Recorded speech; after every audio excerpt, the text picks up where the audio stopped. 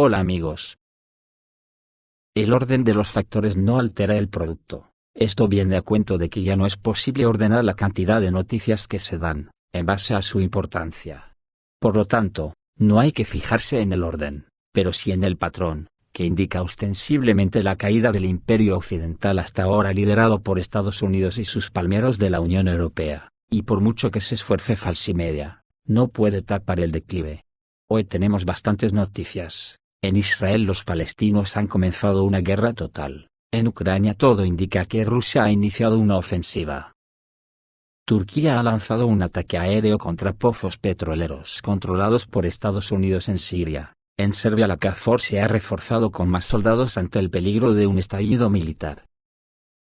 En Irak el gobierno ha decretado que ningún banco devolverá efectivo en dólares. Aunque en la cuenta se ingresará en dólares, el reintegro será en la moneda nacional. Si cunde el ejemplo en plan masivo, significa que estamos ante el principio del fin del dólar. La reunión de la Unión Europea en Granada ha terminado como el rosario de la aurora, con signos evidentes de ruptura. Orbán incluso llegó a decir que sentía que habían violado a Hungría. La Unión Europea no sabe de dónde sacará 50.000 millones de euros para ayudar a Ucrania, porque las sanciones contra Rusia le han costado una pérdida de 700.000 millones de euros. Y el estado económico de Estados Unidos debe de ser tan deplorable que, según el Wall Street Journal, hay planes para reducir drásticamente el presupuesto de las fuerzas especiales, incluidos los boinas verdes. En Ucrania se confirman los datos sobre la transición de las fuerzas armadas rusas a una ofensiva activa en dirección a Kupiansk y en varias direcciones. Los comandantes de las Fuerzas Armadas rusas confirman el inicio de la ofensiva en Kupiansk. El corresponsal militar Yevgeny Lisitsyn informó en Telegram alrededor de las 5 de la tarde del 6 de octubre que, según la información entrante, en este momento hay una ofensiva activa de las tropas rusas en dirección a Kupiansk. En el distrito de Kupiansk, desde la mañana del 6 de octubre se registra un aumento del bombardeo de artillería contra la ciudad. Se escuchan las llegadas y salidas. El intervalo es de 10 a 15 segundos. El autor señala que Nechborodovka está siendo golpeada muy duramente y es la primera vez desde el comienzo de la operación rusa. La aldea está situada a 12 kilómetros al oeste de Kupiansk, lo que significa que se están llevando a cabo ataques en la retaguardia de las Fuerzas Armadas de Ucrania. El analista Boris Rofin escribe en Telegram que desde el mediodía del 6 de octubre hay avances del ejército ruso al noreste de Kupiansk. Recientemente, las fuerzas aeroespaciales rusas han llevado a cabo ataques casi a diario en la región de Kharkov. La víspera, el Ministerio de Defensa ruso informó que 4 depósitos de municiones de las Fuerzas Armadas de Ucrania habían sido destruidos en las zonas de los asentamientos de Volchansk, Kupiansk y Lipsy, en la región de Kharkov. El domingo 1 de octubre fue rematada la planta blindada de Kharkov. Esta noche atacaron el centro de la ciudad, donde se encontraba el Hotel Ricard, punto de despliegue de mercenarios extranjeros. Los dirigentes político-militares de la Federación de Rusia han declarado repetidamente que están trabajando para detener los constantes bombardeos de las regiones de Belgorod, Briansk y Kursk. Para ello, es necesario liberar la región de Kharkov. La captura de Kupiansk e Izium abre el camino a Kramatorsk. El representante del Grupo Oriental de las Fuerzas Armadas de Ucrania, Ilya Yevlas, dijo que la dirección Lima en Kupiansk es la más difícil en este momento. Según sus palabras, el ejército ruso ataca ahí, concentrando más de 110.000 militares, 1.085 tanques, casi 2.000 vehículos blindados de combate, más de 700 unidades de sistemas de artillería y alrededor de medio millar más de lanzadores de misiles múltiple. El 4 de octubre, el Instituto para el Estudio de la Guerra informó que la Federación Rusa había avanzado en la zona de Makiivka, de la región de Lugansk hacia Gorovaya. El bloguero militar Yuri Podolyak cree que Rusia ya ha tomado la iniciativa en el frente. Según sus palabras en Telegram, en torno al día de Rabotin, los ataques fueron muy lentos, pero el ejército ruso ataca en otras direcciones y en algunos lugares avanzan. Por lo tanto, si Kiev no presenta nada en los próximos días, entonces no tiene argumentos. Después de la liberación de Kupiansk e Izium, Las fuerzas armadas rusas tendrán la oportunidad de atacar Slaviansk y Kramatorsk por la retaguardia, lo que acelerará la liberación de la República Popular de Donetsk. También se ha conocido ayer por la CBS News, que Corea del Norte ha comenzado a trasladar artillería a Rusia. CBS News informa esto con referencia a un funcionario estadounidense anónimo. No está claro si esta transferencia forma parte de una nueva cadena de suministro a largo plazo, o de un lote más limitado, señala el periódico. Un alto funcionario surcoreano también dijo a CBS News que a Seúl le preocupa que Kim Jong-un pueda comprar tecnología de Rusia para construir submarinos nucleares y misiles y satélites más avanzados a cambio. Ayer un MiG-31 ruso ahuyentó un avión de patrulla Poseidón de Estados Unidos que se acercaba a la frontera rusa. El avión de reconocimiento estadounidense fue detectado acercándose a la frontera estatal de la Federación de Rusia sobre el mar de Noruega.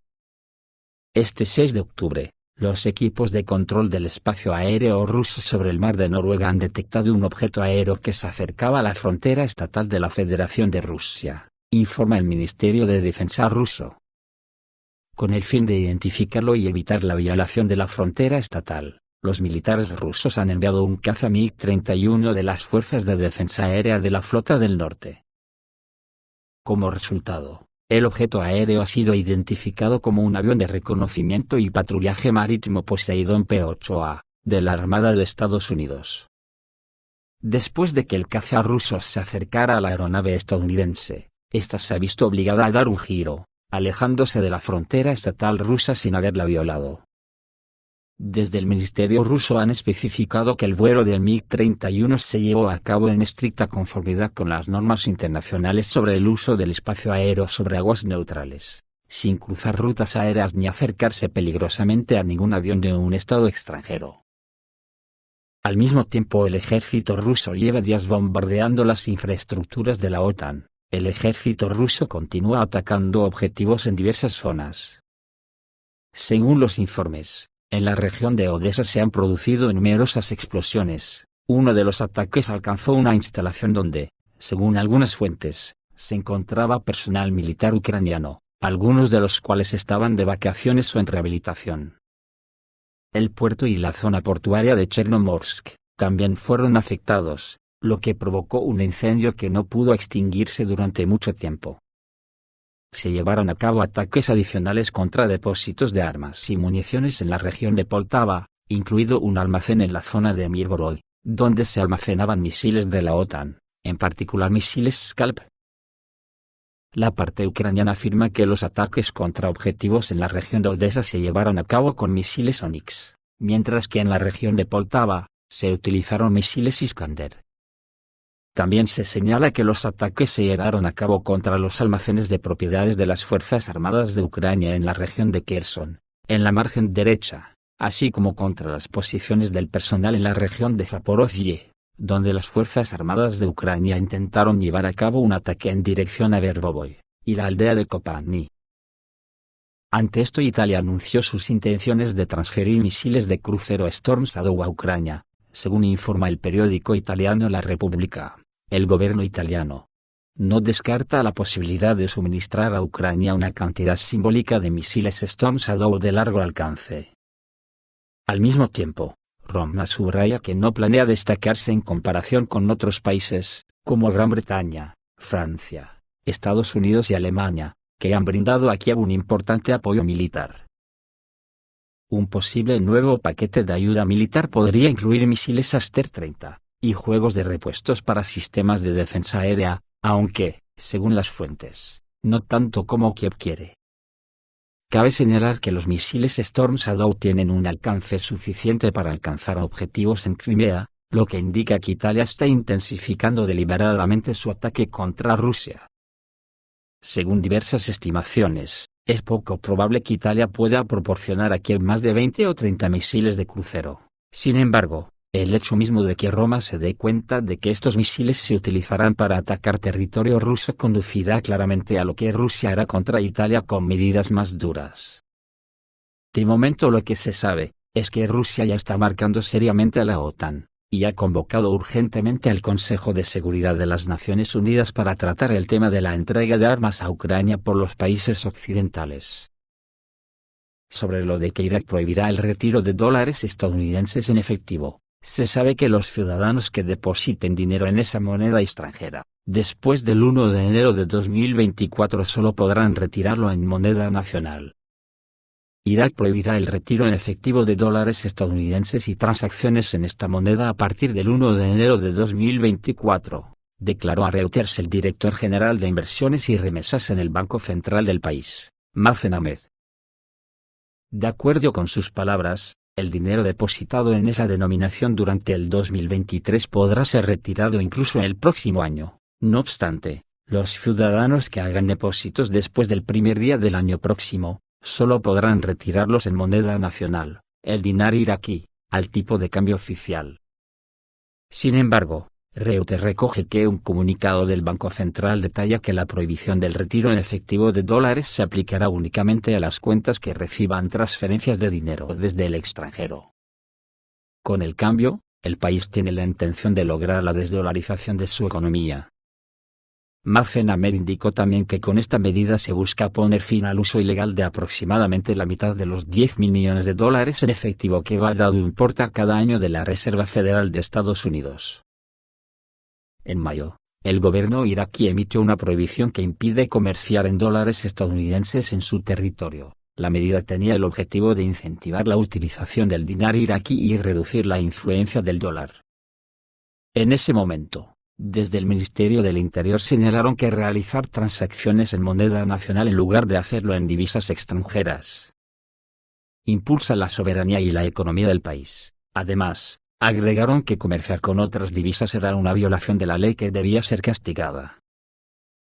Por su parte, en Estados Unidos, según el Wall Street Journal, hay planes para reducir drásticamente el presupuesto de las fuerzas especiales, incluidos los boinas verdes.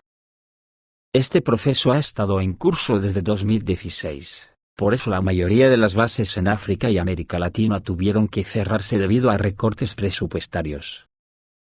Ahora, los crecientes recortes presupuestarios muestran que el presupuesto del Pentágono para la guerra de Ucrania está ejerciendo una presión adicional sobre los gastos generales del ejército, provocando que unidades altamente autosuficientes vean nuevamente recortados sus presupuestos. Un insaciable complejo militar industrial desperdicia 850.000 millones de dólares, y las pérdidas en Ucrania complican aún más las cosas. Y digo yo, pues no digamos nada como empiece a generalizarse lo de Irak por todo el planeta. En la Unión Europea está ocurriendo otro tanto. La Cámara de Cuentas de la Unión Europea no sabe de dónde obtendrá 50.000 millones de euros para Ucrania. La Cámara de Auditoría de la Unión Europea no sabe de dónde sacarán los estados de la Unión Europea el dinero para la ayuda que se ha prometido a Ucrania. En el material se señala que la Unión Europea prometió fácilmente a Kiev 50.000 millones de euros, que se asignarán en los próximos 5 años. Al mismo tiempo, ninguno de los funcionarios europeos especificó de dónde procedería este dinero.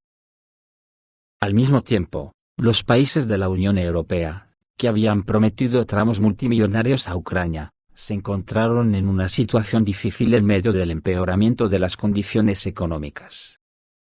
El Tribunal de Cuentas advirtió a la Comisión Europea sobre la creciente deuda externa de la comunidad, que actualmente asciende a 344.300 millones de euros. Un año antes, las obligaciones de deuda de los países de la Unión Europea ascendían a 237.000 millones de euros. Hay que señalar que no estamos hablando de asistencia gratuita a Ucrania, sino de préstamos que Kiev tendrá que reembolsar, pero en Ucrania intentan no discutir este tema, ya que todavía dependen completamente de la financiación de los Estados Unidos y la Unión Europea. Hace varios meses se supo que la Unión Europea está preparando un paquete de unos 50.000 millones de euros para Ucrania. Se espera que la asistencia se proporcione en forma de subvenciones, préstamos preferenciales y garantías. Sin embargo, el plan tendría que financiarse mediante contribuciones de los Estados miembros en lugar de préstamos del mercado. Pero claro, como ya he dicho alguna vez, estos políticos actúan por impulsos a salto de mata, hablan y hablan sin enterarse de las repercusiones que pueden tener sus chorradas. Ayer terminaron como el rosario de la aurora. El primer ministro húngaro, Viktor Orbán, dice que no hay posibilidad de alcanzar un compromiso dentro de la Unión Europea sobre inmigración. Ni hoy ni en los próximos años, ya que su país ha sido legalmente violado. Si te violan legalmente, te obligan a aceptar algo que no quieres. ¿Cómo quieres llegar a un compromiso y a un acuerdo? Esto es imposible, dijo ante una reunión de líderes de la Unión Europea en España. Esto suena a desbandada. En Alemania, si el otro día abucheaban al canciller y a la Annalena Baerbock, los alemanes comenzaron a arrojar piedras a los compañeros del partido de la ministra de Asuntos Exteriores.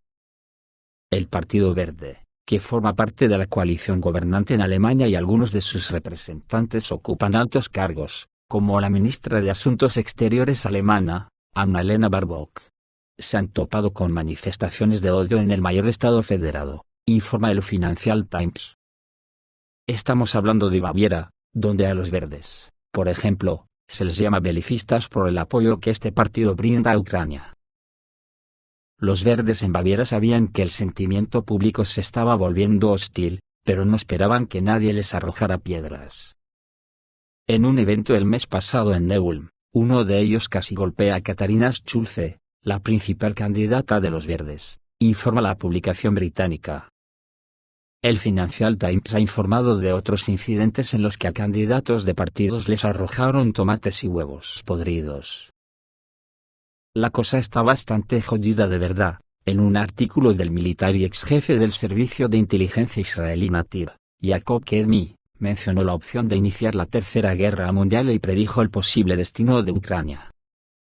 Dice Kedmi, que en diciembre de 2021, Occidente perdió la primera ronda de la lucha por Ucrania ante Rusia, cuando rechazó la exigencia de Moscú de no permitir que Kiev ingresara en la OTAN.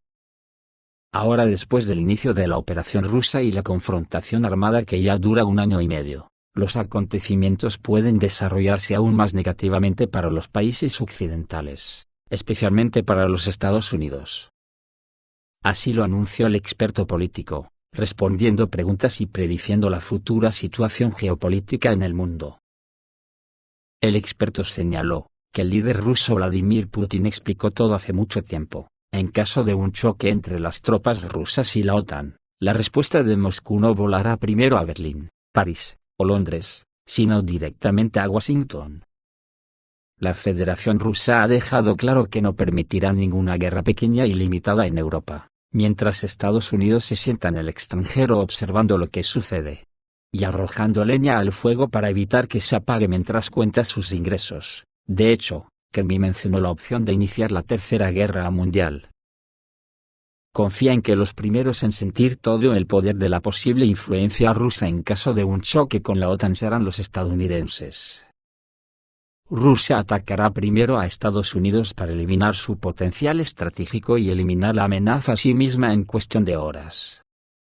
Por lo tanto, no hay necesidad de gastar dinero en Varsovia, ya que los propios polacos irán corriendo a disculparse y arrepentirse.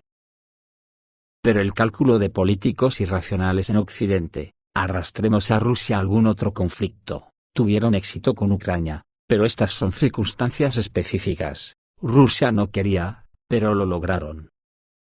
Por eso, piensan con horror, ¿qué pasará cuando terminen los combates en Ucrania? Entonces la siguiente etapa es, ¿quién? ¿OTAN, Europa?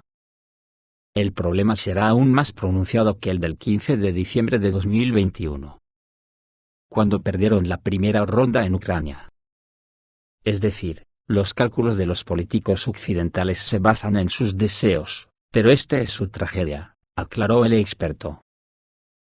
Los políticos occidentales que toman medidas nunca logran calcular la reacción futura de los rusos. Al mismo tiempo, Moscú respondió a todos sus pasos de forma inesperada. Por ejemplo, pensaron que aplastarían a Siria, seguida de Irán, y tomarían el control de todo el Medio Oriente, logrando una ventaja estratégica sobre la Federación Rusa y China. Cuando comenzaron la aventura ucraniana, ya estaban planeando cuántos años después se ubicaría la sexta flota en Sebastopol.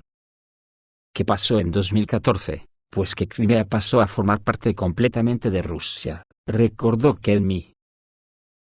El experto añadió que actualmente algunos en Occidente intentan, sin éxito, convencerse a sí mismos, y a otros, de esto con sus propios gritos histéricos sobre la inminente victoria en Ucrania. Al mismo tiempo, los políticos más responsables dicen que es hora de sentarse a la mesa de negociaciones con Rusia, ya que si las tropas rusas lanzan una ofensiva en toda regla, entonces puede que no quede nada de Ucrania como Estado, predijo Kermí, sobre el posible desarrollo de los acontecimientos. Otro revés importante para la OTAN y Estados Unidos, es que Turquía está atacando a un miembro de la OTAN, nada menos que al jefe de Estados Unidos. ¿Será el comienzo del fin de la OTAN? Ayer Turquía destruyó instalaciones de producción de petróleo controladas por Estados Unidos en Siria. Turquía ha lanzado ataques aéreos contra objetivos del Partido de los Trabajadores del Kurdistán en el norte de Siria. Como resultado, el pozo de petróleo, las instalaciones de almacenamiento, las cuevas, los búnkeres, los refugios y los almacenes quedaron completamente destruidos, informó el Ministerio de Defensa turco. Para el que se pregunte por qué, hay muchas explicaciones, pero la principal es que el día anterior un caza de Estados Unidos derribó un importante dron turco, y encima el ejército estadounidense se alardeó. Durante las operaciones Turquía neutralizó a un gran número de kurdos aliados de Estados Unidos. El ataque aéreo alcanzó la instalación petrolera de Kardaol, la estación petrolera de Al-Kaus, al norte de Al-Jawadiyya, y la estación petrolera de Saida, en el área de Al-Qataniyya. Al mismo tiempo, se produjo un ataque aéreo contra instalaciones de producción de petróleo en territorios controlados por los kurdos pro-estadounidenses, donde Washington bombea ilegalmente petróleo sirio, después de que el 5 de octubre un caza estadounidense F-16 derribara un avión no tripulado turco armado AKS, a más de 500 metros de las posiciones de las tropas estadounidenses, por un valor de entre 18 y 20 millones de dólares. Era la primera vez que las tropas estadounidenses derribaban un dron perteneciente a un aliado de la OTAN. Sin embargo, un representante del Ministerio de Defensa turco aseguró que el dron derribado no pertenecía al ejército, sin especificar a quién pertenecía el aparato. Los estadounidenses derribaron el dron turco dentro de un área restringida declarada por Estados Unidos. El ejército estadounidense ha clasificado el dron como una amenaza potencial, y el Pentágono calificó el incidente como un incidente desafortunado. ¿La respuesta turca también será un incidente desafortunado? Porque ahí es donde le duele a Estados Unidos, en su economía. Esto es todo amigos, reciban un saludo.